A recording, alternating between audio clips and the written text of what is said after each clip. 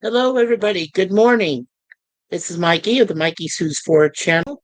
My beloved wife Suzanne is out running some errands for us today, and we're here today on Thursday morning, afternoon. We are covering 4 episodes today of what I consider, in my honest opinion, the best action, drama, comedy, humor, everything you could describe in the 1980s, known as the A-Team, which featured Colonel John Hannibal Smith, uh, Templeton Faceman Peck, Hollyman Murdoch, and B.A. Baracus. Also, of course, in the season still going on is Amy Amanda Allen, played by Melinda Kulea, and of course the other gentlemen, uh, George Papard, Dirk Benedict, Mr. T, and Dwight Schultz. Okay, so last week, as you know, we had some real life issues that cropped up, and we needed to get other those things done rather than do 2 episodes of 18 last week. So this week I am making up for that by doing 4 episodes for you folks today, which are episodes of season 2, episodes 7, 8, 9, and 10. And hello, Mr. Taylor Swift, greater than Disney, Star Wars, and MCU, and Doctor Who, or as we all affectionately know him as, the leader of the anti-derivative Jill groupie squad, Mr. Matt G. Hello, Matt G. How are you, sir? Good to see you this morning. I'm glad you're the first one up. So I hope you enjoy. Please don't forget to hit the like if you liked the video this morning. Also, don't forget to subscribe to our channel. We do have over 200 subscribers, so we made that goal. Thank you very much. We are trying to get to 300. That'll be the next goal. And then, eventually we'll get to monetization. Let's see. Oh, yes. Also, don't forget to hit the notification bell, the ding, ding, ding, so you, ladies and gentlemen, can be notified of any future events that we got going on, such as these webcams each week, or Monday through Thursday, and of course our main Mikey Movie Mayhem nights on Friday nights at 11 p.m. Eastern, right after we do uh, the Walton stream with our friend Gorilla's Random Thoughts. So make sure that you are notified of that. Make sure when you hit the notification that you do all notifications. And then when you see it where it says notify me, you just have to click that once and it'll say notification on. So then whatever you're doing on YouTube, whatever's going on, you'll be notified automatically that it is starting soon or within 30 minutes or, starts right away. So you guys can come on and be a part of the chat or be a part of the live stream. Um, that's very cool. Okay, so in um, in particular order, these episodes are the. We'll go back here real quick. So I'll name them off to you guys, and then we'll do each one in turn, as we always do, and we'll try to cover all the goofs and trivia and filming production and everything else that goes on, as we always do for you guys and gals. Okay, so we already finished the other part 1 and part 2 of When You Coming Back Range Rider, and that was last or 2 weeks ago. And then this last week we were supposed to do episodes 7 and 8 of season 2, which were the taxi cab wars and labor pains. So we're going to do those today, and then we're also going to get caught up and we'll do episode 9, which is There's Always a Catch. And then the last one, episode 10, is called Water, Water Everywhere. So we will get to each of those. Okay, so the first one we're going to talk about here is the Taxicab Wars. This episode aired November 1st, 1983. The basic plot is that the A-Team is hired to help a small taxicab company beat a villainous rival business determined to drive it to ruin. The director is a fairly new director. His name is Gilbert M. Shilton, Shilton, like the Hilton. This was written by Frank Lupo, Stephen J. Cannell, and of course Richard Christian Matheson. Richard Matheson did a lot of writing for a lot of early shows, but he also worked on movies as well.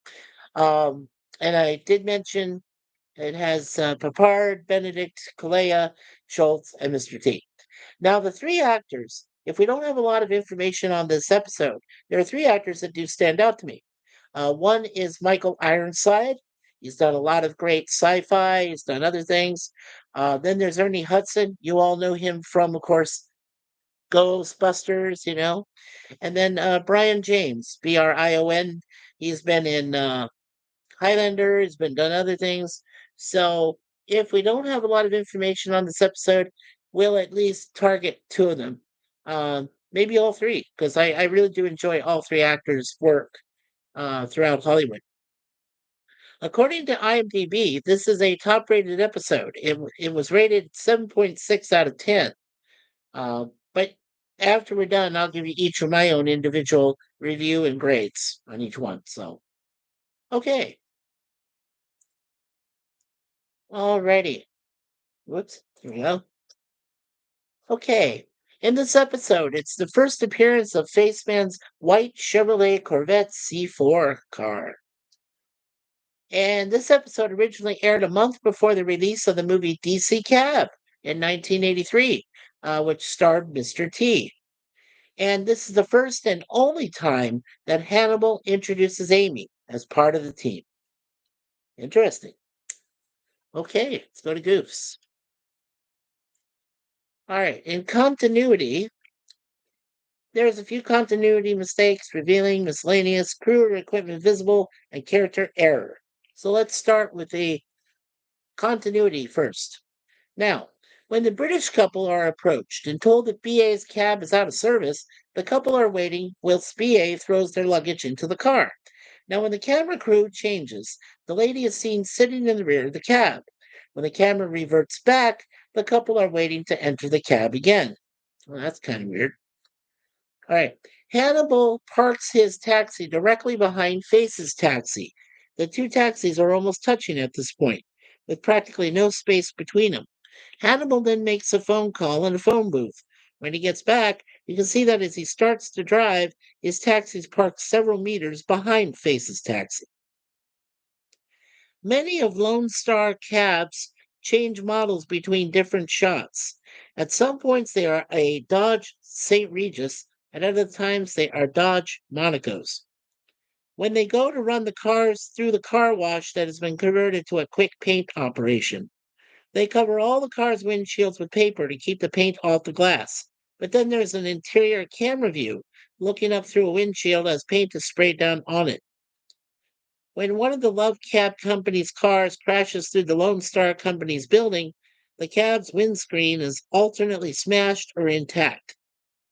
And in the car chase scene, when Hannibal performs a U turn, his car is different than on the rest of the shots. Okay. There's one revealing mistake. The TAXI sign on top of a Lone Star cab flexes after someone lands on it. Okay. Then there's a couple of miscellaneous. One of them is one of Crane's bullies, who's played by Donald Gibb, who was in, of course, Revenge of the Nerds as the big, monster lineman who goes, Nerds! Yeah. He's introduced as Hal Billings, but in the closing credits, his name is Deke Billings. That's a minor miscellaneous thing. And then the license plate on Face's Corvette is S967238, which was the original license on BA's van. And now BA's van has two E14589, which was used alternately with the original earlier on. Okay, now there's one where the crew or the equipment is visible. When BA throws the bad guy over the taxi cab while helping the British couple, a crew member can be seen on the lower left corner trying to break the bad guy's fall. Okay. And then there's some character error. According to Hannibal, Romulus and Remus held up a whole army just because they held on to one little old bridge. Romulus and Remus, the twin founders of Rome, never defended Rome by protecting a bridge. It was the Roman officer Publius Horatius Cocles in 509 BC. When Face talks about starting the job, he says he doesn't want to drive a cab, that he just can't see himself driving a cab. In 1.7 The Out of Towners, though, which is season 1, episode 7, he also was a cab driver as part of the team's cover. Now, when Donald Gibb is introduced to Michael Ironside, He is introduced as Billings from Soledad. Ironside calls him Hal without ever hearing his first name. Well, that's interesting. Okay, now we'll get to the quotes. Before we do that, uh, looks like we still got Mr. Matt G hanging in there with us. Thank you, Matt G. Matt G, don't forget to hit the like. We always appreciate your patronage, sir. I'm glad you're here. Okay, now for the quotes. Let's see. Da, da, da, da, da, da. Oh, there's a few. All right. So first one is between Murdoch and Faceman. So I really love Tarzana. I used to bring my girlfriends here and watch chimneys on factory smoke. And now I have returned with a secret identity. I don't know quite what it is yet, but I'm sure it will thrill and amaze us all. Faceman says, "Oh, how I wish BA were here to shut you up." And then Murdoch says, narrating his own fantasy. People all over the city look to the roads and all and ask, "What is happening?" The answer is simple. Captain Cab has returned to Tarzana. Then it's between Murdoch and BA.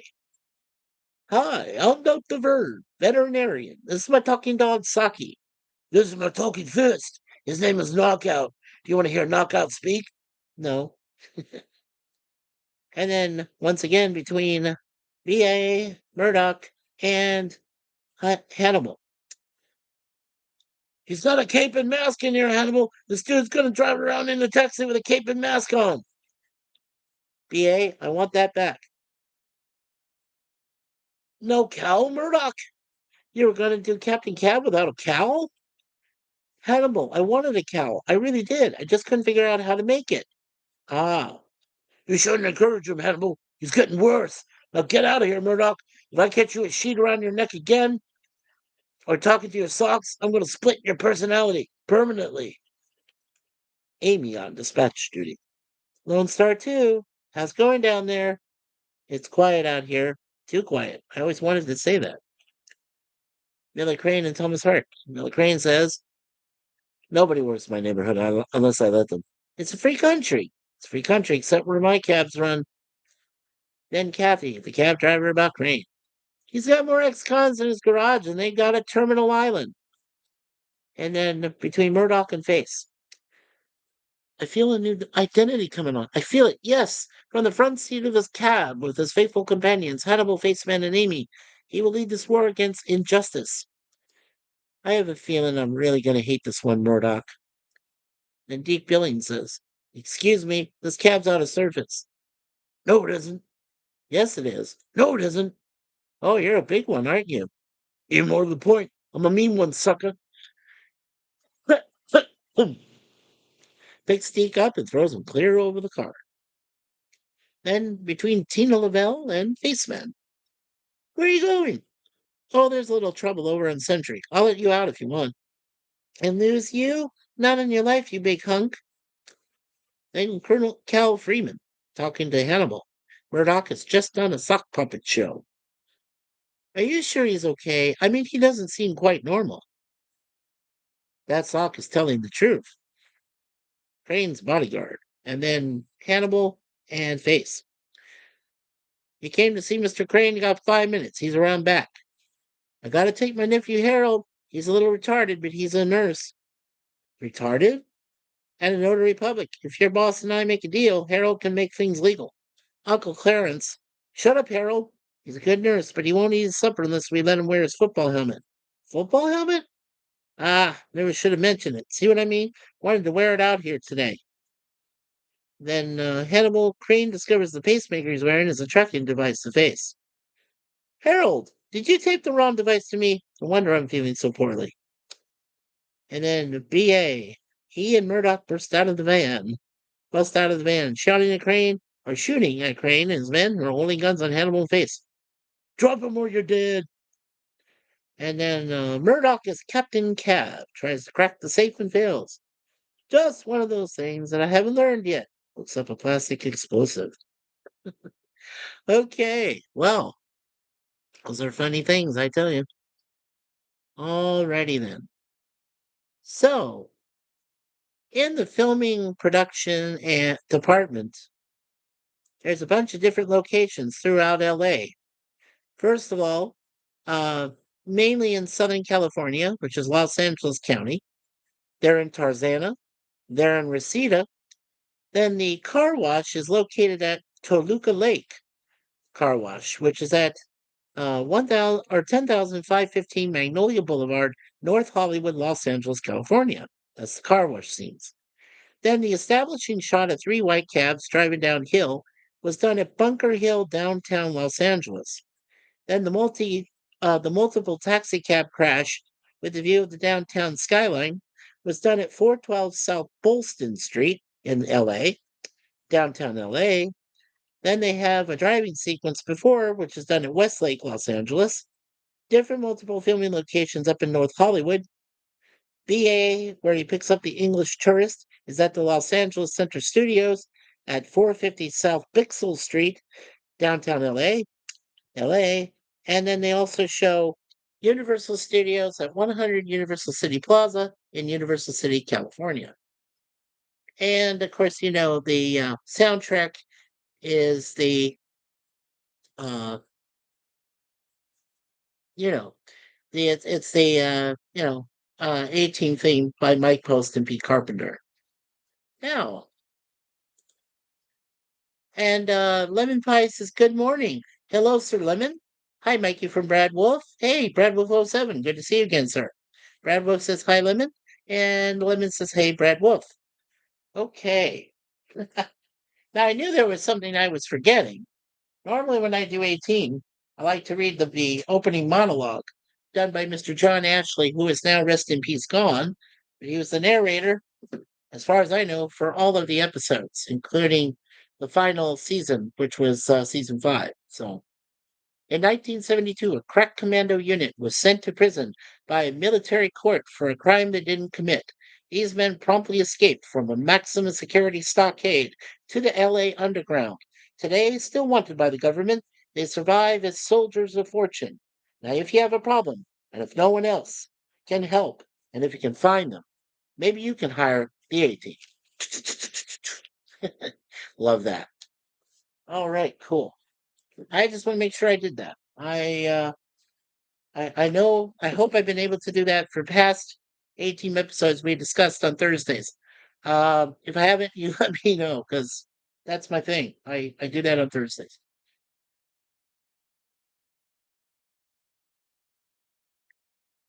My voice can get very dry very fast.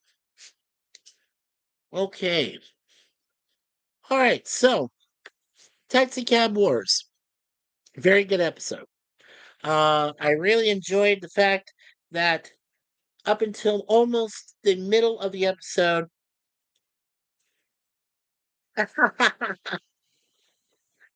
okay, Brad Wolf, I'll note that in a minute. Anyway, in Taxi Cab Wars, each of the 4 members of the A team had their own important jobs to do, and for the first time and only time, Hannibal acknowledges they need Amy Allen. They need her to help. So Amy becomes the dispatch lady that dispatches the cabs to the appropriate locations. Hannibal is the head still, and so he does the lead cab. Faceman, who did, drive a cab way back on season 1, episode 7, uh, does not like the fact that he's driving a cab, but he is this time. Also, he shows off his new Chevy Camaro, Corvette. I'm sorry, not Camaro, Corvette. It's a specialty car that he's been able to get over time, with the funds and the money that the soldiers of fortune get. So he was able to afford a nice car for himself. You'll find that car very used prominently in future episodes to escape from no longer Colonel Lynch, but now Colonel Decker. So, so be used to that because you're probably going to hear about that car a number of times. Um, Murdoch is indecisive. He doesn't know what type of character to put out there to just kind of drive BA nuts and so on. But he does come up finally with someone named Captain Cab. Of course, he wears a cape, mask, like a superhero. And then, of course, BA again is irritated by Murdoch, is ready to beat the crap out of him. But, affectionately, we know that he has a place in his heart for him. He just hates it that the man is insane and crazy and whatever else you want to call it. So, but you'll find out in the later episodes that BA really does have a soft side. And not just the soft side, but he does like Murdoch, despite all of his problems. Because they're a team, right? They're the alpha team. These guys stay together no matter what. So even if one irritates the other and the other two try to break it up, namely Hannibal and Face, everything is fine. So that's what I love about that's one of the things I really loved about A Team is the dynamic. That's what was so prominent and everything was great. Oh yeah, right. And Brad Wolf says, I couldn't find the A Team, but I found a Golden Girls A Team cosplay group. Does that count? Maybe in a female vein there, Brad, but I'm not sure that would really count as the actual A Team.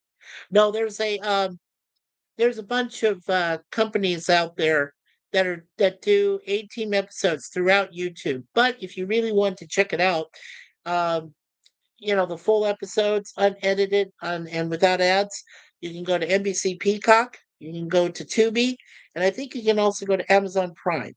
Those would be the main places I'd suggest that you start checking for 18 episodes to see if they're still doing them. Complete and uninterrupted.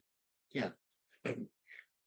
And Bradwood says, Face, if it were today, would likely have to drive teenage girls to Starbucks. Yeah, he'd be a pedophile, wouldn't he?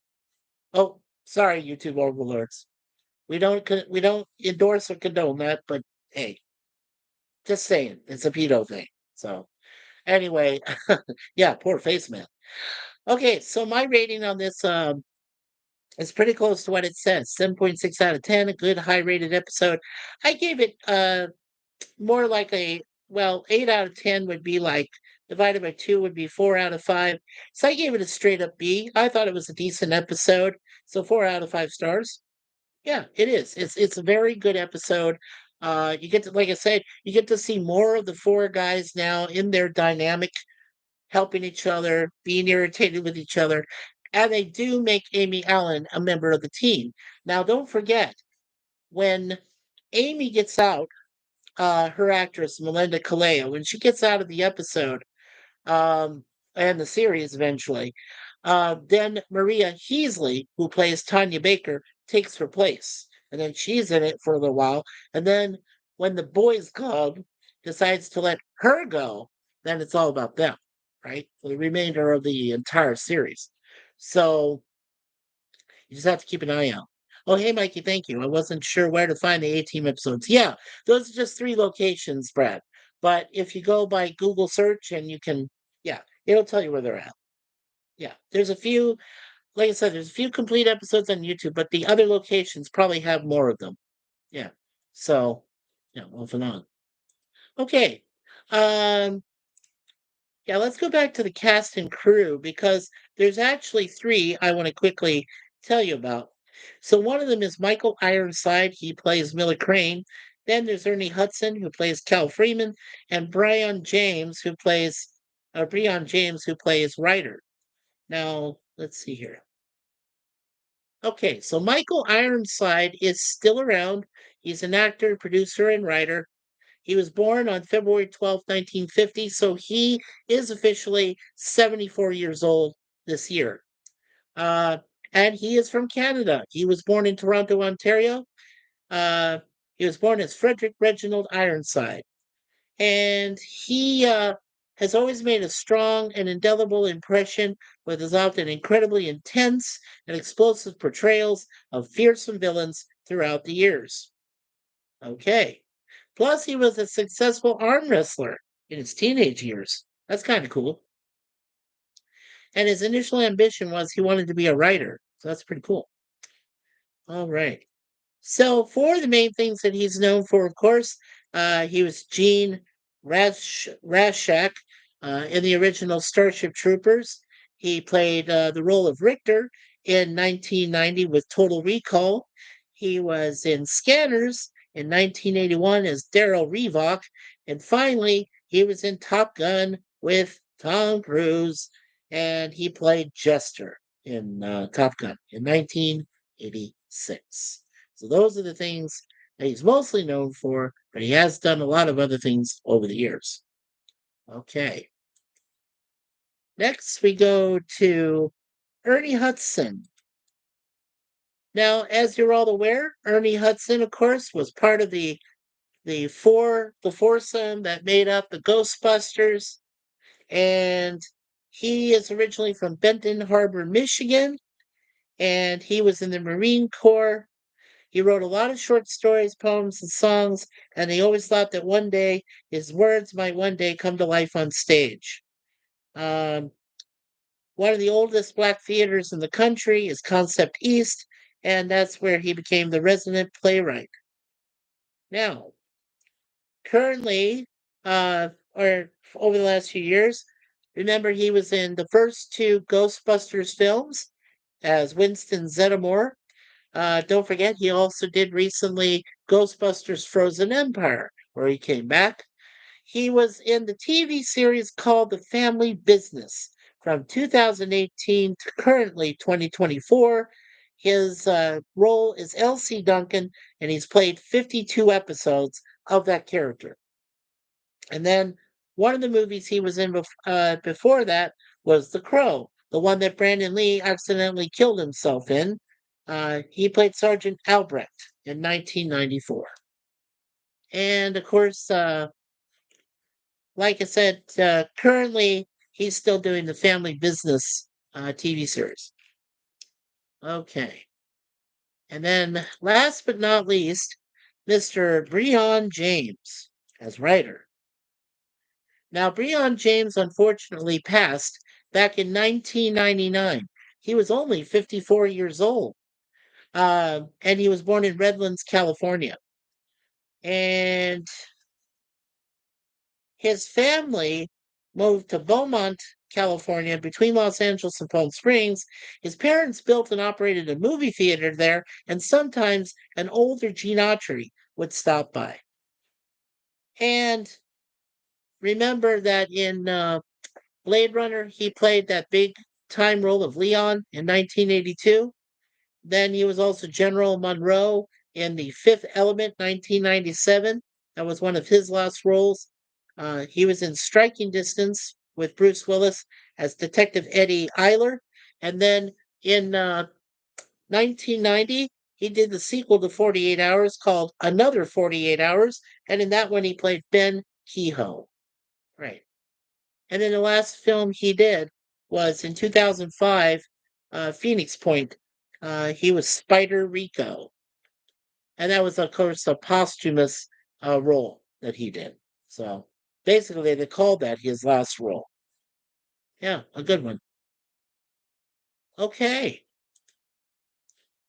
Alrighty, let's go to the next uh, episode, season 2 of episode 8, which is called Labor Pains. And this one aired the following week, November 8th, 1983. And while evading Colonel Decker, the A team helps farm laborers in a small town who are being mistreated by their employer. This received a 6.8 out of 10 on IMDb. It was directed by Arnold Lavin. Now, if you recognize his name, Arnold Lavin did work on a few episodes directing both The Secrets of Isis back in 1975 with Joanna Cameron, and he did a few episodes of Shazam, which featured Jackson Boswick, and then, of course, the other gentleman after him back in the same time frame. So they brought Lavin up and they said, okay, let's have you do an A-Team episode. So he actually did a few. This is one of them. Frank Lupo, Stephen J. Cannell, the normal writers, and then Tom, I hope I'm pronouncing this right, Sholozzi, spelled Szollossi. And then the usual suspects. And of course, it has Lance Gold, who comes back as Colonel Decker. You got John Vernon, who plays Ted Jarrett. Now, if we have a chance, we'll go over John Vernon's career because he is very, very well known. Also, we'll also try to cover Charles Napier, who played Bert Cross in this episode, and then John played Ted Jarrett. So yes, two of the ones that stand out in this episode. Okay. Alrighty. Okay, so the chat has taken off. So let's catch up to chat and then we'll get to the next episode here. So after Brad Wolf told me, "Hey Mikey, thank you. I wasn't sure where to find the A-Team episodes, but you're welcome, Brad." Brad says, "I Googled A-Team and some joker calling himself a colonel wanted to talk to me." Yeah, right. That usually happens. Michael Ironsides is fantastic. Yeah, it's just Ironside, but that's okay. You are in for a treat when you see him. I loved him in Starship Troopers. I did too. I don't know why, but I'd have followed and died quickly with him into battle. Me too, right? Casper Van Diem, right, was also the other lead in that. Uh, and then of course, you had Denise Richards that showed up. But yes, I would have followed Michael Ironside into any battle, right? Because he was that good. Jim's Landscape LLC #1 Commodore Productions is here. Hello, Jim. And Brad Wood says, "Hi, Jim." And Charlotte Nightstar, the werewolf, says, "Good morning and have a great day in stream, Mikey and all." Thank you. Thank you, Charlotte. Uh, I will be working with Charlotte along with Curtis Selby, our tired midnight blogger, and Mr. Cyberpunk Dystopia. We'll be doing the two parts of Cruel Intentions on Saturday and Sunday afternoon at 4:05 p.m. Eastern. So check that out. It's going to be a great watch party as well as a commentary on the movie itself. That featured Sarah Michelle Gellar, who was a badass chick. Yeah, just saying.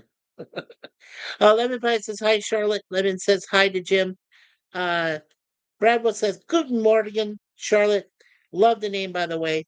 Lemon says she can chase me down in the woods. Damn right. Suzanne knows. I love her. She knows it already. Kronos says, "I'll pity the fool." Yeah. Kronos, hey. And Kronos says, "Hey, Lemon." Hi, Kronos from Brad. And Kronos says, "I identify as Holly Mad Murdoch." Amen, brother. And Kronos says, "Hey, Brad Wolf oh 07. I pity the, I'll pity the fool. Yeah, I know, Kronos. Max enjoys that too, you know. Your sidekick. Hey, Mickey. Hey, Kronos. All right, so let's go into labor pains. Boy, that sounded weird. See if you guys want to clip that later. We we can use that. Hey, you two overlords, I'm not making fun of pregnant women or those that are expecting. Okay, this is the name of the episode. I'm just throwing it out there. Okay, all right. So Charles Napier, who played Bert Cross, appeared the following season as the new Army Colonel Briggs chasing the team. That's right. And then Charles Napier Burr Cross and John Vernon Ted Jarrett both appeared in John Landis movies starring John Belushi. Charles Napier was in The Blues Brothers in 1980, and John Vernon is in National Lampoon's Animal House in 1978. That's right, both actors shared the one unfortunate tragic actor named John Belushi from Saturday Night Live. Yes. Okay, we'll get to the goofs here. And let's see. Okay. Okay, so sorry. Okay, so the goofs are just a couple. One is continuity. In the bridge jump scene, A-Team's van is different. It has round headlights instead of the rectangular ones and different wheels. And in the revealing mistake, when Amy was carrying the ballot box, the words were reversed. Ooh, that's interesting. Okay. And you know the soundtrack. Okay, now we'll go to the quotes. And let's see. Yep, there's a couple. So we'll try to get through these. So Ray Cross is yelling at the team, "You're nuts!" And Hallie Man Murdoch says, yelling back, "No, I'm not. I'm condiments. I've been promoted." Hannibal says to Murdoch, "How does bologna and whole wheat sound, Lieutenant?" "Actually, Colonel, it makes almost no sound at all." Ted Jarrett says, "You'll never get away with this. You'll have a union in this valley over my dead body." Well, that's exactly what I was telling our union members this morning. Murdoch says, "We're working on a theme song and uniforms, and I'm pushing for matching bow ties and not that clip-on junk. Those for geeks, and geeks are a whole nother union." And then Faceman says, "By the way, I didn't catch the name. Old time room truck didn't throw it." And then BA says to one of Jared's men, "I don't like to hear about people starving, especially children." And Hannibal says, "Murdoch, are you watching the road?" "Well, sure, it's just laying there like a big old tongue going, ah." And then Hannibal says, "Murdoch, do you copy?" "Of course I copy. 4 cents I copy. Do you copy?" And Mad Murdoch, channeling the Ouija board, says, "D. Decker's coming, Decker's coming." And then Hannibal says, "Your first impression, mister, is just like a lizard's breath." Raycross says, "I haven't started to make a first impression yet." Oh, those are good. Those are great. Okay, let's see.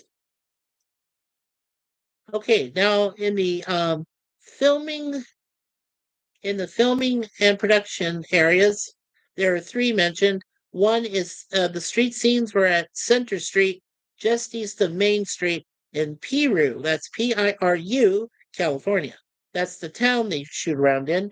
And then the horse sales is at Sandstone Horse Sales, which is at 1666. There's those evil three sixes. Hidden Valley Road, Thousand Oaks, California, right outside LA. Okay, cool. Now we'll go to the cast and crew. And like I said, there are two I'd like to mention today. One, of course, being Charles Napier. We've already talked about Lance Legault, who plays Decker. And then we'll talk about John Vernon, who plays Ted Jarrett. So let's go to Charles first. Okay, Mr. Charles Napier was an actor. He worked in the music department and a producer. He did pass away in 2011. He was 75 years old. He was born in Mount Union, which is near Scottsville, Allen County, Kentucky.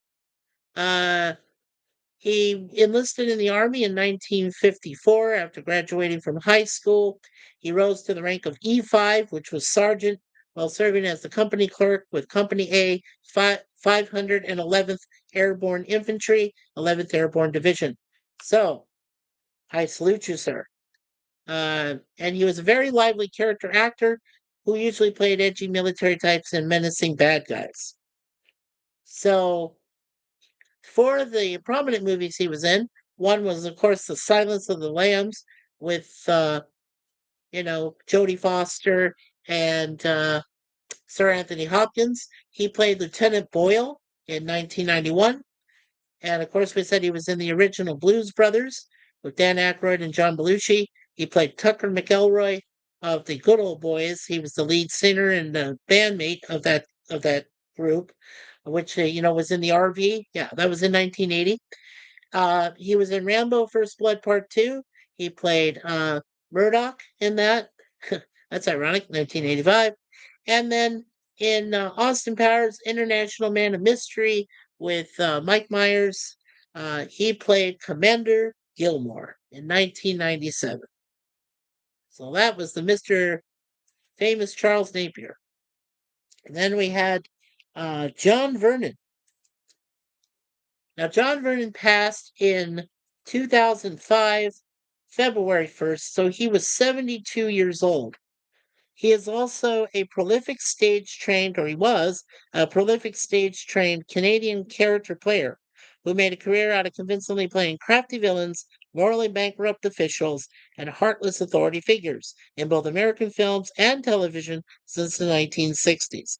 Some of the films he worked in with some of the best filmmakers ever was he worked with Alfred Hitchcock in Topaz, George Cukor in Justine, Don Siegel in Dirty Harry, and with Clint Eastwood in The Outlaw Jersey Wales. And he has received one nomination award in his life. He was also, besides in Dirty Harry as the mayor, he was in National Lampoon's Animal House as Dean Vernon Wormer.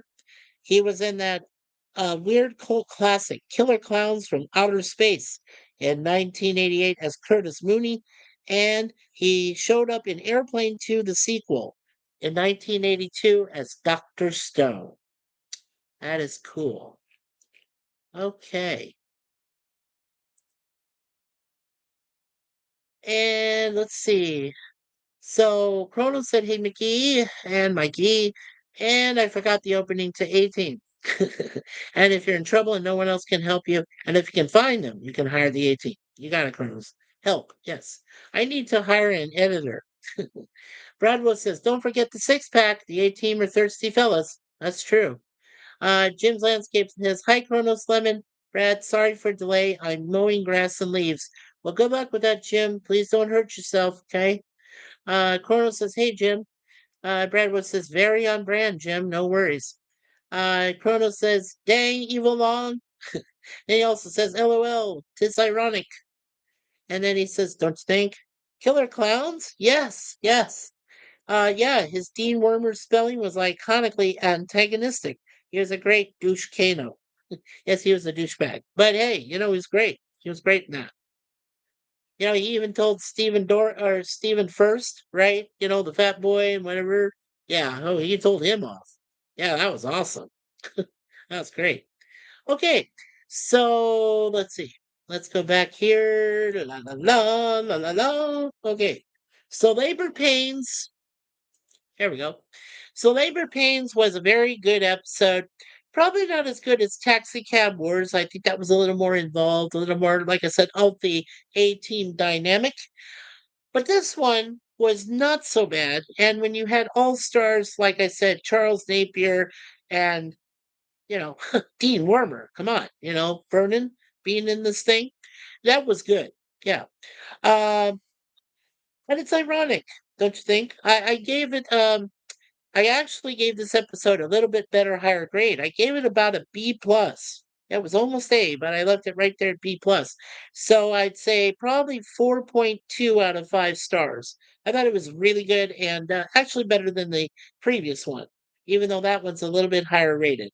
It's kind of weird, I know, but I really enjoyed it with the all-star cast, it seemed like. So yeah, pretty good. Oh, yeah. Bradwood says, yeah, his Killer Clown's appearance was funny. He had a great ironic moment. That's true. It's been a while, Chrono says. Yeah, Killer Clowns from Outer Space. My wife, Suzanne, remembers that.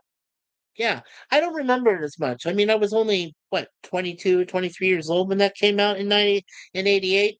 Um, but I know that Suzanne saw it in the theater. She thought it was funny as hell. And then she ended up buying the movie. Um, I don't know. I don't think I ever owned it myself. Probably never saw it except through her, and I only saw parts of it. It is quite funny, though. It is. But then again, I'm not a big clown guy. And the thing that scared her about that was the balloons, right? She hates balloons. Globophobic. Who knew, right? Oh, you son of a bitch! You're early, Gorilla. Yeah. Oh, thank you, Gorilla. And Gorilla has posted a GoFundMe page for our wonderful friend Zombie Mouse. She is going through some really difficult financial times.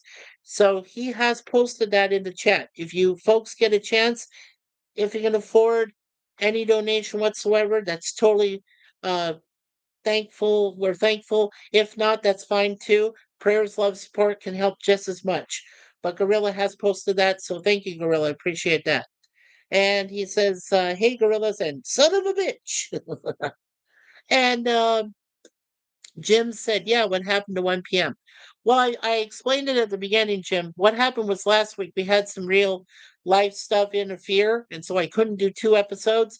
So what I just decided to do was start about an hour and a half earlier, around 11:30 this morning, my time Eastern, and I wanted to cover 4 episodes so that we can get caught up and stay up with the other series I do on Wednesdays, which is The Greatest American Hero. So that's all I wanted to do, Jim. I just wanted to stay caught up.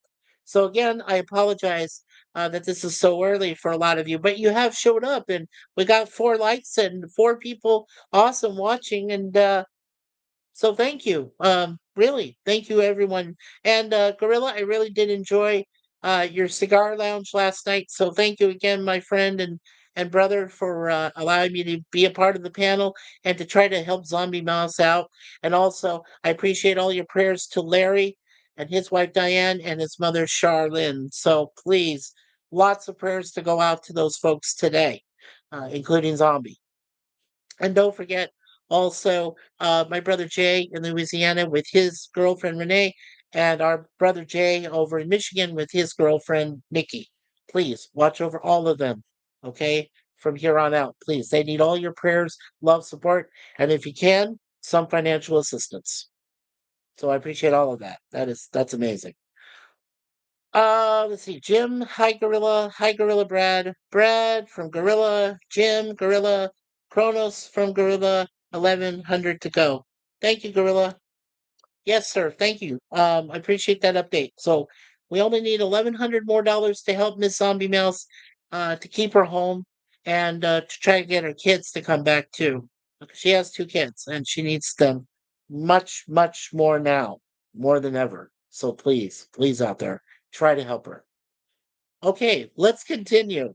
Let's go to our third episode today and we'll get back here to that. Okay. Yeah, good episode. All right. So the next one is season 2, episode 9, and it's called There's Always a Catch. This premiered on November 15th, 1983. It did receive a 7.2 out of 10 from IMDb. The plot is the A team steps up to help a family fishing business who are victims of an extortion protection racket. The director was Ron Satloff. It was written by Lupo Cannell and Richard Christian Matheson. Has the usual suspects. And the one person I want to emphasize in this, actually two, are two ladies that were in the episode. One was Tracy Scogins, who played Shanna Mayer, and the other one was Daphne Reed, who ended up marrying uh, the guy from WKRP in Cincinnati. Yeah, that guy. Nurse Lewis as Daphne Maxwell. She went by that in this episode. So if we have very little information, we will uh, give you the quick history on both those ladies. All right, so let's go to trivia. Okay, this originally aired the day Ozzy Osbourne's Bark at the Moon album was released. Well, that's interesting. I never knew that. Okay. Now there is a couple of goofs. One is a continuity one. When the injured BA comes running out of the hospital with the A team, he had been wearing a green shirt up till then. However, he is wearing a pink and black shirt minutes later when he's in the van. And then there's a character error.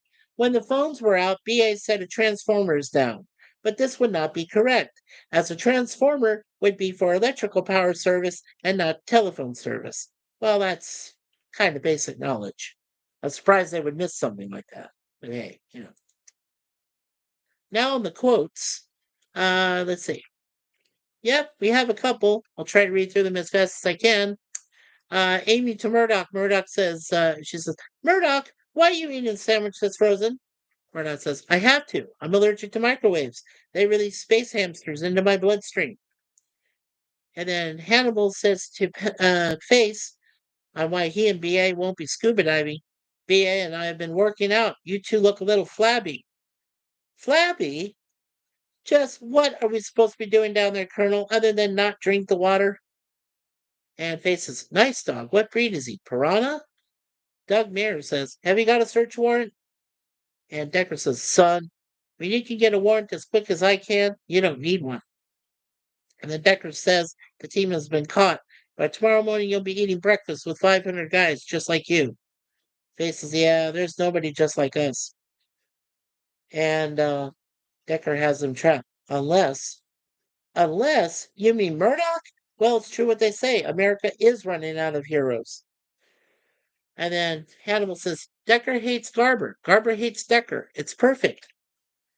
And then BA is being rushed out of the hospital on a gurney. Be careful. This ain't no silly car race. Leave the driving to me. And Hannibal says to Decker, you spend your life trying to catch people that you're never going to catch. My advice to you, go back to your hometown, open up an Army naval store. You're a born clerk. And then Nurse Lewis, played by Reed, says, what do you say your friend's name was again, please? And Face says, Lothar Quint with a Q.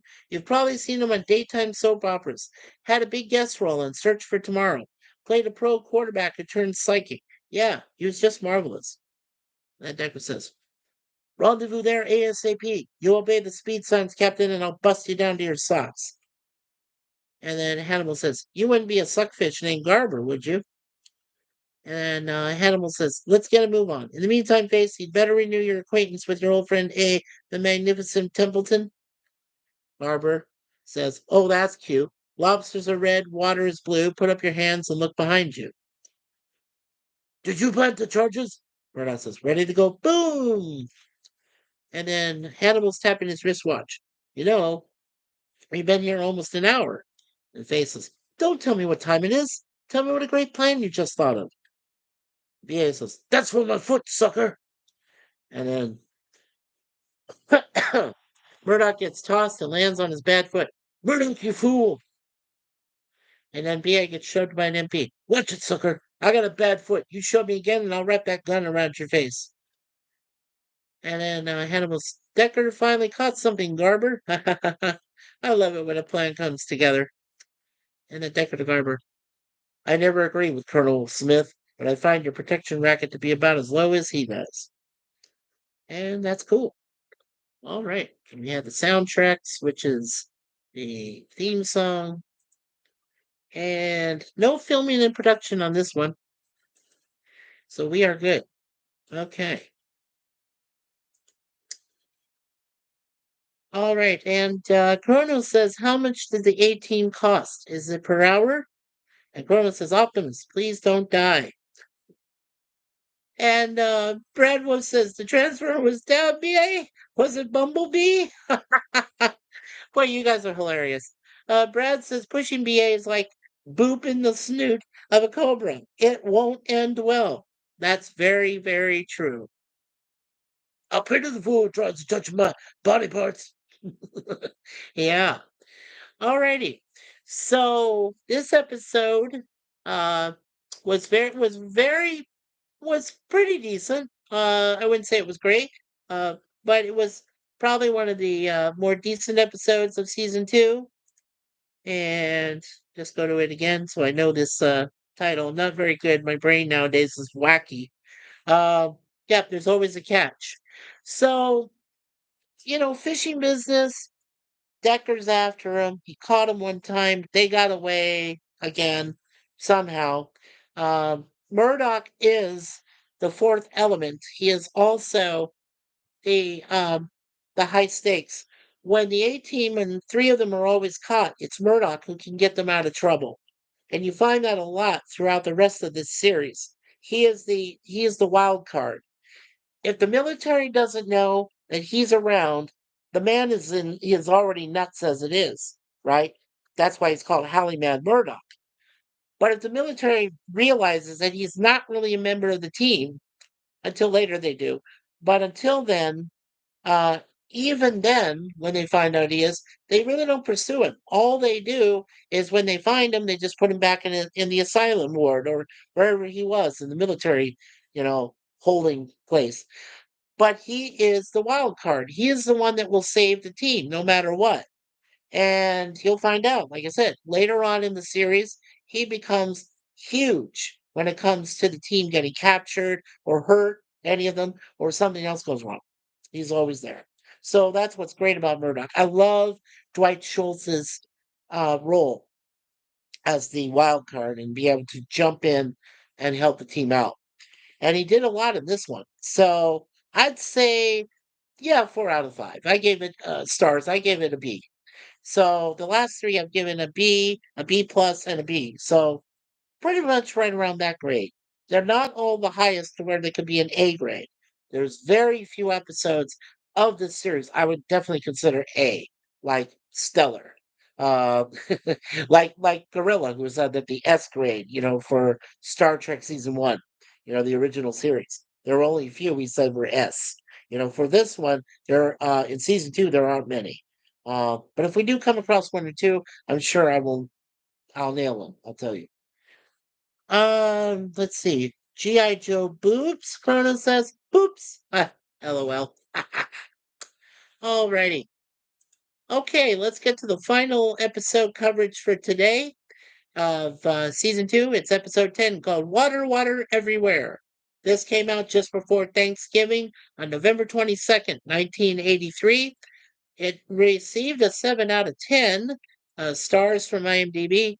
It says when a few Vietnam veterans are threatened by a wealthy landowner to give up their property, the A-Team helps them fight back. Cool. Okay. This one episode was also directed by Arnold Avon, formerly of Secrets of ISIS fame, as a director for those episodes. It was written by Lupo and Cannell, but also Sidney Ellis, and of course the usual suspects, including Melinda Kalea as Amy Amanda Allen. Now, in this one, let's see. Yeah, there's a man at the water pumping station, William Frank Father. So if we get a chance, we'll go to him and check out his illustrious history. Let's go to the trivia. Okay. All right. So the 25,000 acres of land that Frank Gaines, played by the actor Alan Fudge, owns surrounding the town is the equivalent of about 39.0625 square miles of land. Face tells Amanda that his zodiac sign is Scorpio. That's a trivia question. Definitely. So if anybody ever asks that trivia question, now you know that Templeton Faceman Peck, his zodiac sign is Scorpio. And the town used in this episode is the same one that was used in season one's episode, Black Day at Bad Rock. Cool. Now look at the goof. Okay. So there's a couple of continuity goofs and one revealing mistake. Now, in the continuity, at the very end, damn bedbugs, at the very end, when everyone is sitting together celebrating the victory of the A team, people are drinking red wine while BA is having milk.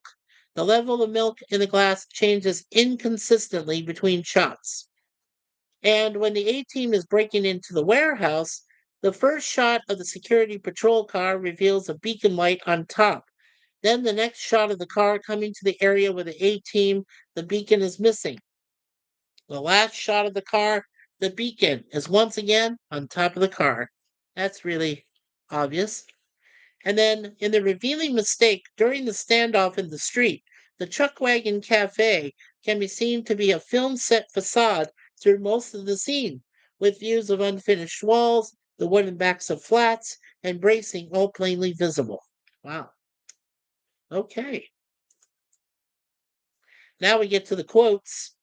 And Faith says, you know, when we're apart, we're just a bunch of social misfits. But when we're together, well, that's something very special. BA says, make 'em by hand, break 'em by hand. Breaks Gaines' $20,000 shotgun over his knee.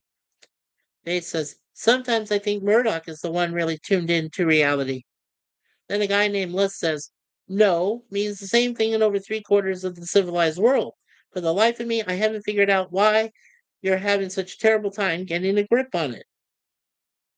And then BA says, you've been greasing your head with battery acid again, Murdoch. And Hannibal says, good work, Amy. Did you have any trouble? Let's just say the file clerk at the Hall of Records is kind of cute and has always wanted to work at a newspaper. Then Amanda Houston says, you know, Face, I got a confession to make. Face says, good. I'm a Scorpio, you know. We're great at keeping confidences. Hannibal says, I'm going to need something mobile with a tank on it. Oh, that's all we need. Just a tank with wheels. No problem. I can get that at any 7-Eleven store. They're open 24 hours. Amy says, oh, come on, Face. We all know you can do it. And then Hannibal Gaines has quite a sense of humor. Yeah, he's a laugh a month. Yeah, very cool. Alrighty. Water, water everywhere. Where it is, I don't care. Okay. Alrighty. And Chrono says, I have an issue with bugs, the evil ones. Me too. Oh, crap. Hey, come here. Ah. Oh, damn you. Come here. Damn it. Stop. Ah. There we go. Okay. Hey, yes. And Anchorman. Hello, sir. Awesome. Good to see you, my friend. Hey, Anchorman for Kronos. Alrighty. So, water, water everywhere. episode 10 of season 2. Good episode, not the best. Um, I have to say, like I said, my other three were mostly B's. This one I have to say probably a C plus. It wasn't really one of the better episodes of season 2. It was okay, but I mean it's just not the best. The way that the team works together on the horse farm and stuff like that, not so bad. You got a lot of guys with cowboy hats on. Of course, they're obviously bad guys. You can tell by the type of color hats they wear, like the black hats, of cowboys and things like that. Of course, Murdoch wears a white cat or white hat and everything like that. So white against, yeah, you know what I mean by that. So it's just it's okay, but not one of the better episodes of season 2. So I gave it a C plus, and that's probably like about a 3.4 out of 5. So about that as far as a grade. Um, Cronin says, nor any drop to drink. Right. And then Brad Wolf says, hello, Anchorman. So thank you, everyone, for saying hello to Anchorman as he came in there. Anchorman, we're towards the end of our show today. We had to do a bonus of 2 more episodes, so 4 episodes, and we had to start early today. So I am sorry. But at least this gives you guys and gals more time to relax today.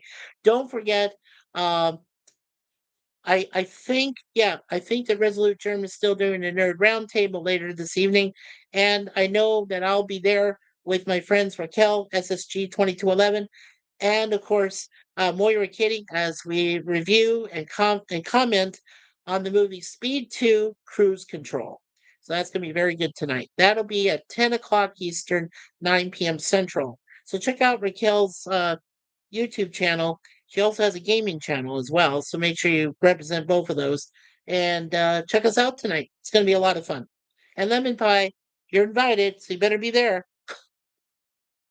Just saying, he's a great moderator for a lot of our channels, and so we need him. It's important for him to be there.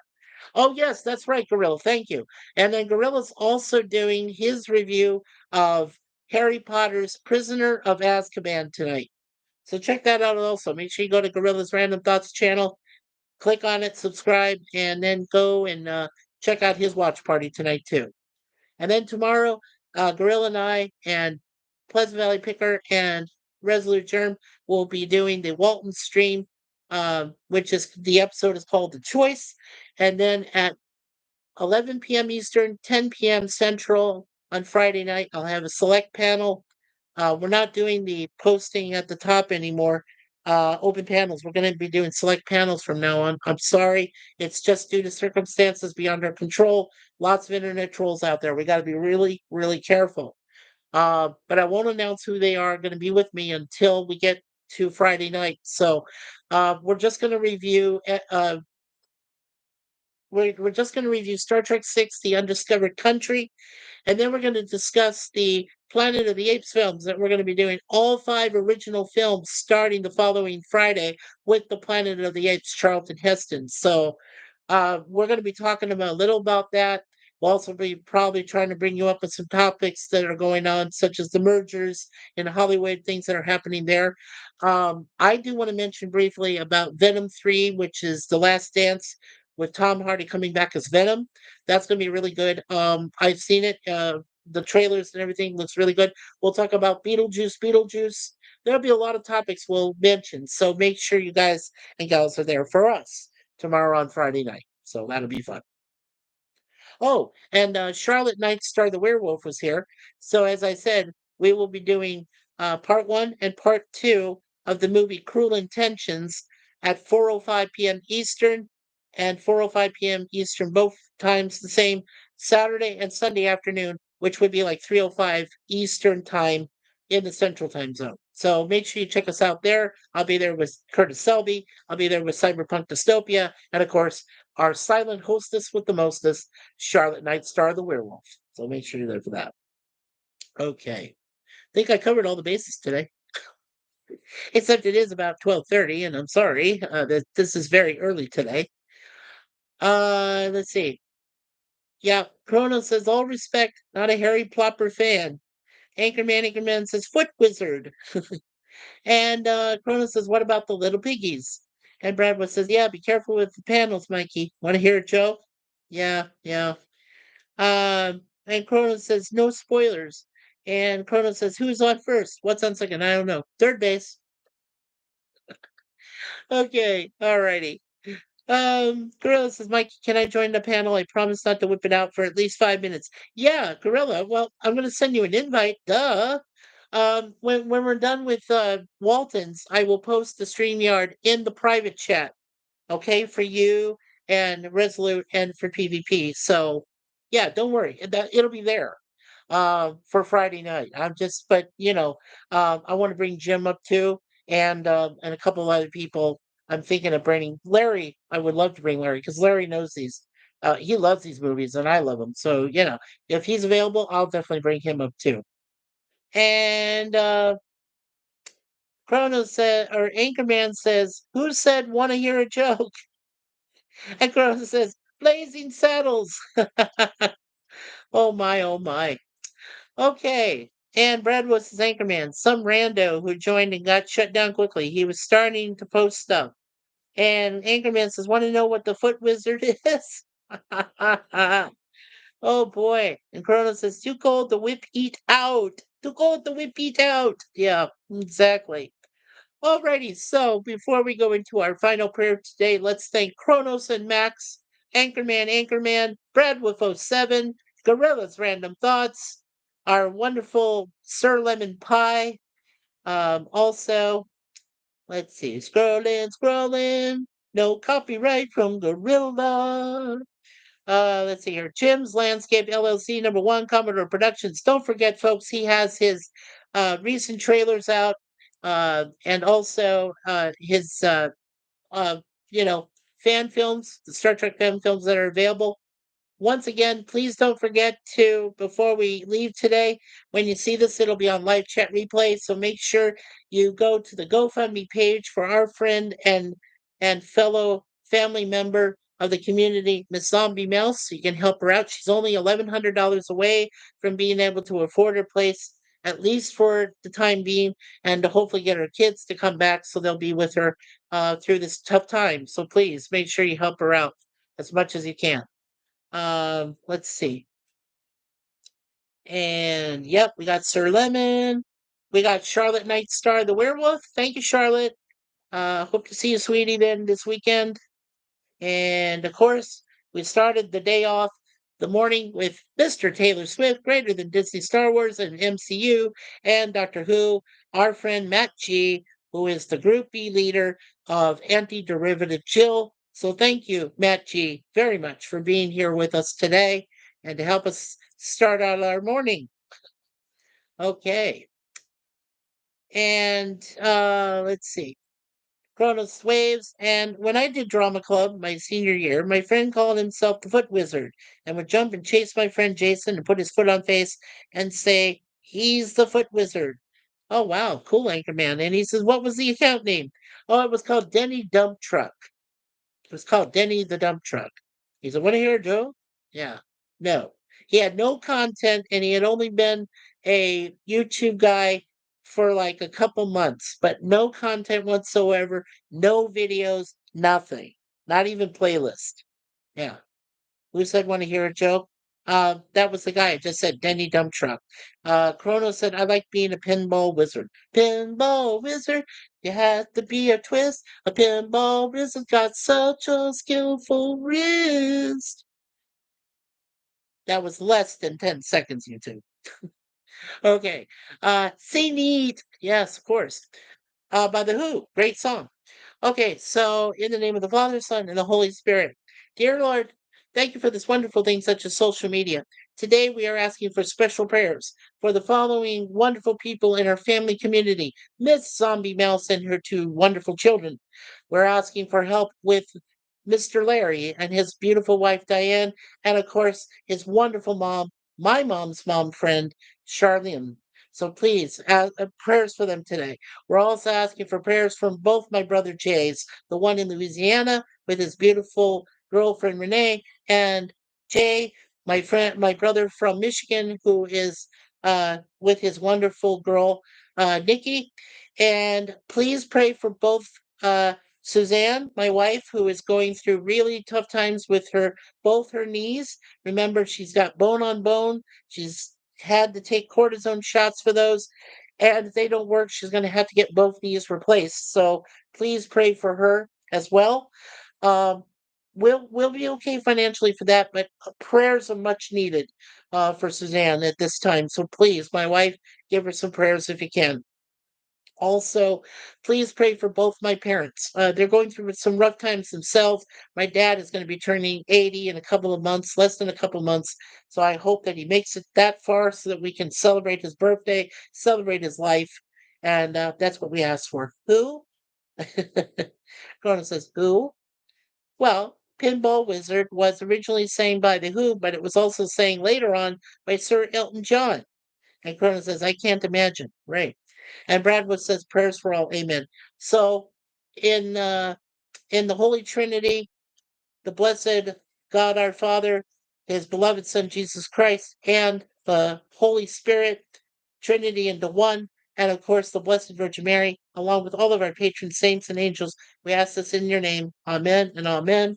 Father, Son, and Holy Spirit. Thank you, everyone. I appreciate that. Okay. So you guys and gals know what's happening next today, tomorrow, this weekend. Don't forget, though, of course, we are doing a couple of special streams next month. We've got one on October 14th for Canadian Thanksgiving. We have our special pre-Halloween stream on October 30th, which is going to cover the Addams family and the Munsters, along with their respective films. We're also going to do one on Halloween night, which is on behalf of Raquel.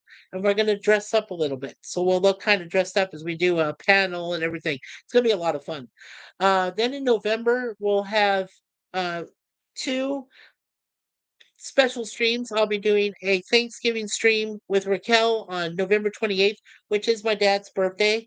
And then on the 29th, I'll be doing a special stream with our friend Jay from Michigania, along with, and I told him on November 29th, it'll be our turkey tie over, or I think my wife came up with like turkey overdose stream.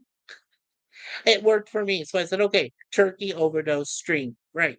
So that's what we're going to do on November 29th. And then don't forget in December, we're doing just 3 streams the whole month.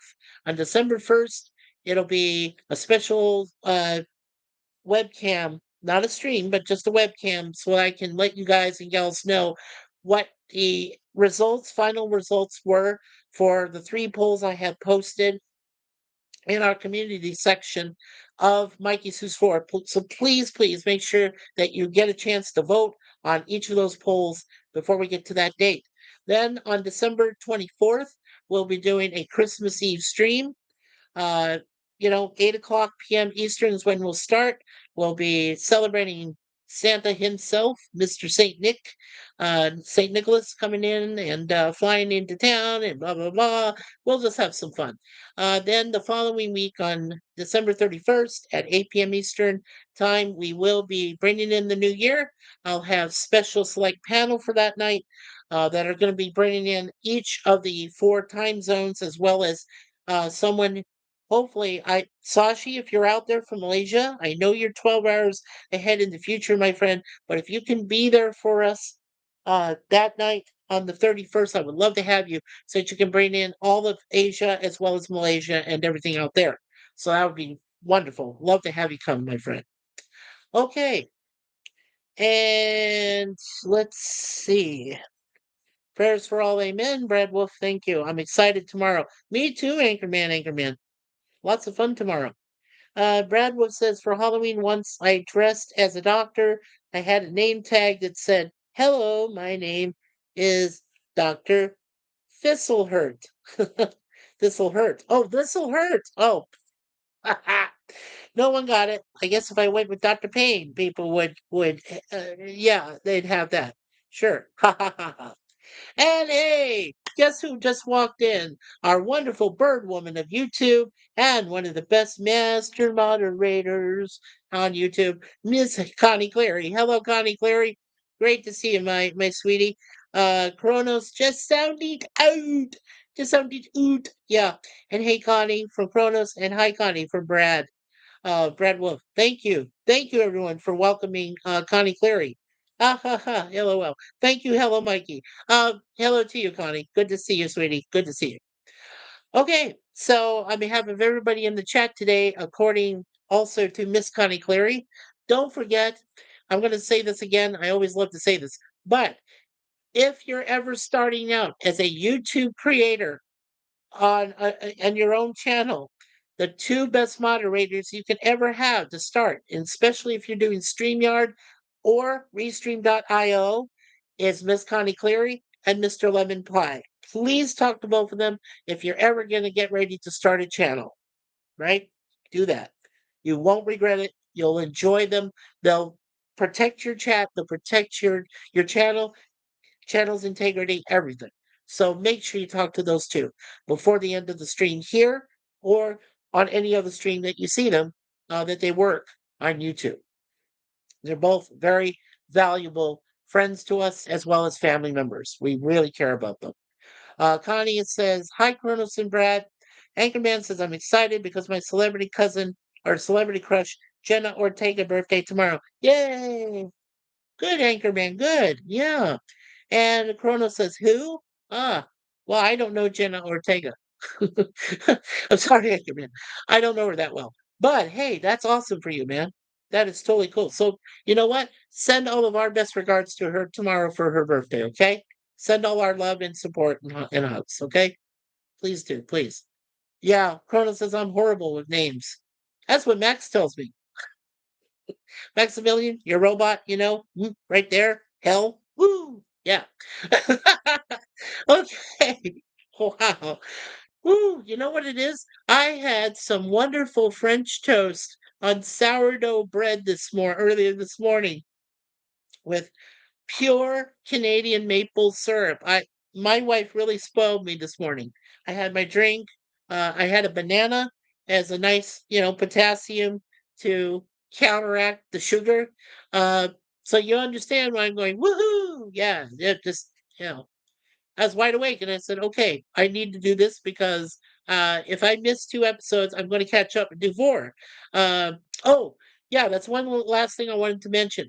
Next week, we're doing 3 episodes, okay, of the Secrets of Isis instead of 2 because we're on the last season. We're on season 2 and we're almost done. There was only 7 episodes done that season.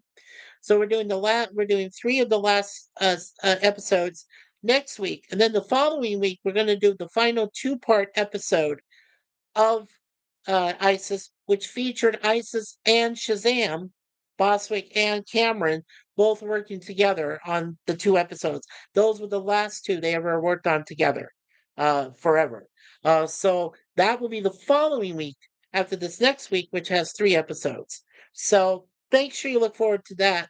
And then when that's done, as I said, the next choice that you folks gave me for a past poll was TOS. So I'll be starting to do 2 episodes of TOS every Tuesday afternoon. Like I said, right around 1 p.m. Eastern. Now, sometimes it might be earlier than that, but I promise, unless something comes up, it won't be later than 1. So just remember that. That'll be best way to know it, best way to go through it. And Jenna Ortega is a great young actress. She played Wednesday in Beetlejuice, Beetlejuice. Oh, that's awesome. That's awesome. And remember, Brad, don't say Beetlejuice one more time. Oop, I just said it. Ah, I just cursed myself. Crow says I'm a robot. Woohoo! Yep. And Brad says a rough way to find out, Cronus. I know. Don't. All right, everyone. Well, thank you so much for being here. You know who you are. Love you guys and gals. We love you as part of our family community. Like I said, we have over 200 subs. So again, thank you so much. God bless all of you for that. And of course, in the immortal words of my favorite nerd growing up back in the 80s, Mr. Gene Siskel of the Chicago Sun-Times, a wonderful, awesome movie critic, as well as a great philanthropist. Great, I said it the first time. The aisle's now closed. Thank you all for being here. We will see you again next week. Well, no. Well, next week, Monday, for Red Dwarf. But we will see you all tomorrow night at 11 p.m. Eastern for Mikey Movie Mayhem number 3, where we will be examining Star Trek 6, The Undiscovered Country, and we'll also cover other topics. So until then, as I always say, peace! Take care, everyone. We'll see you soon on the MikeySuzeFour channel. Woohoo! I love my life. Oh, I don't want to forget these. Anchorman said, did you like my live stream I did the other day? Yes, I did, Anchorman. I did catch it. Thank you. That was awesome. But I got to hit a like, so I'll make sure I'll go there and do that. Bradwood says, no, she played in Wednesday and she played in B2. Oh, okay. Triple Beetle Juicy from Kronos. Good day, mate, from Brad Wolf. And Kronos says, later, taters. And I miss Osseo Prey. I do too. I do too, Kronos. All right, take care, everyone. Aisle's now closed on, except over on aisle 6 where there's a problem. I got to go fix it. Ah, ah. All right, go take care, everyone. We'll see you soon. God bless.